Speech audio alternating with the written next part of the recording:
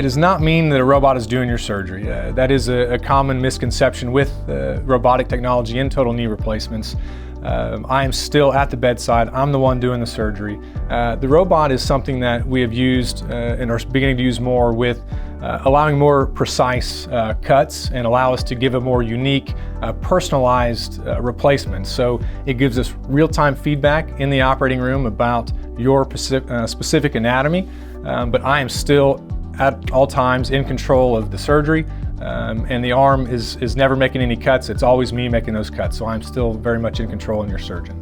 Part of the ROSA process is obtaining x-rays prior to surgery, and that can be used to turn into a computerized 3D model of your knee. And that allows us to send that information and use that in surgery to make adjustments as necessary that allow us to give us a little more precise replacement based upon your specific anatomy. So we use that information preoperatively, and we use that intraoperatively to carry out a preoperative plan. There are some trackers that we place on your leg that then communicates with a camera in surgery. And then we take multiple points on the knee that tells the computer where exactly every specific part of your knee is in space.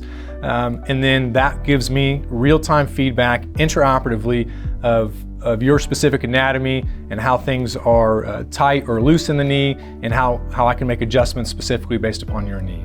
Every single patient has their own different anatomy. There are a lot of different wear patterns in arthritis as far as you can wear out one side versus the other, and everyone's a little bit different.